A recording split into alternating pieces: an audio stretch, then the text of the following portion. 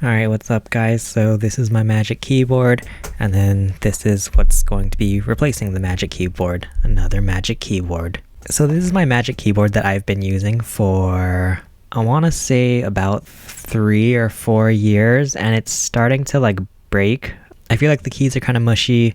Some of them aren't responsive, like my caps lock is like totally busted. Sometimes it works and sometimes it doesn't, and it's just like annoying because then I'll press caps lock and then try to type something and then realize it's not even in caps. So I was like, screw it, we'll just get a new one. And I hate the fact that these keyboards are so gosh dang darn expensive. On the bright side, this is the 2021 version of the Magic Keyboard, which I know might be surprising because I actually forgot the fact that they even updated the Magic Keyboard. But I believe this new Magic Keyboard came out around the same time as the M1 Max, you know, when they got the whole Touch ID keyboard. So I believe basically this is sort of meant to look similar to the Touch ID Magic Keyboard, but you know, without the Touch ID. So yeah, the funny thing about this keyboard is that basically nothing should be new about it. Nothing about the actual like functioning keyboard should be new.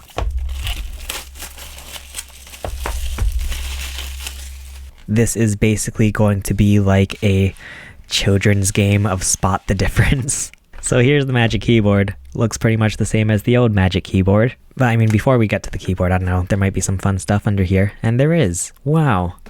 You get a nice little, what is this, Lightning to USB-C. That's nice of them to include. Oh wow, and it's okay, that's actually really cool. I went from being sarcastic to actually like very impressed. Okay, this is the braided Lightning to USB-C cables. That is pretty nice. I like braided cables. Ooh, and it feels really nice too. That is fun. We got some paperwork, but I don't know. I feel like you might be in trouble if you need paperwork for a keyboard, so we're going to put that back, especially a Magic Keyboard. Alright, so here's the actual keyboard itself. So like I said, this is going to be like a spot the difference children's book for the keyboard. What do you notice is different about the 2021 version, which is this one, versus the old Magic Keyboard, which is this one? Oh, okay, wait, actually there is some differences, not gonna lie. Wait. I was going to say it's shorter, but it's not. They're about the same size. From what I've read, they're supposed to be the exact same dimensions, but honestly, I say like for some reason the new one looks a bit smaller. It might be tough to catch, but there are some like tiny little differences between these keyboards. Come on, Dora! First of all, as you can tell from the one on the top, the new one, it's more rounded, whereas this one is more just like a rectangle. We also have some keys moved around. The top right key, as you can see, has like a lock symbol, which I'm guessing will like lock your Mac, whereas the old one had the eject, which is funny because I think the eject was used for like to eject CDs. You know, obviously nowadays none of the Macs have CD drives, so I'm pretty sure this used to be used for CDs, but you know, now it's like useless because there's no CDs drives. And they got rid of the, I forget what this was called, shoot. Launchpad. So Launchpad was a thing where on the Mac, if you like open it, it basically looks like a giant iPad on your Mac, which is really cool. Well, it was really cool for like the first like, you know, 3 times that you used it, and then I didn't really use it after that. But it looked cool. It was like they brought the iPhone and the iPad to the Mac. But as you can see on F4 on the new one, that's been changed to, I'm guessing that's Spotlight. You can do a Spotlight search now, which I actually prefer, I think. It's nice that that has a dedicated button now. F5 and F6 used to not have anything, but it looks like that is like a Siri button, I'm guessing.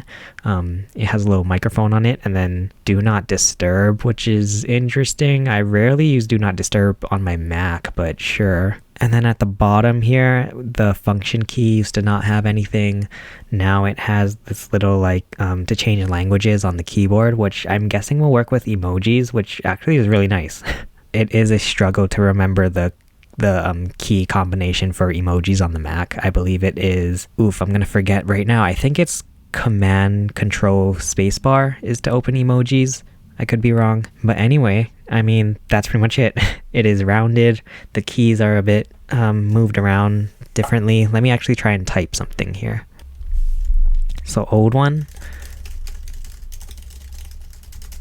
you know, it's basically what you would expect from an Apple keyboard. The new one does feel pretty much the same.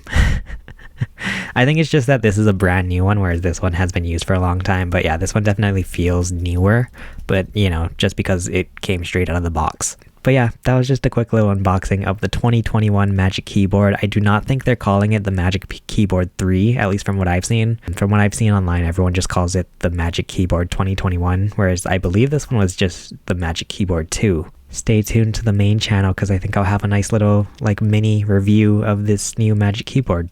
Alright, bye.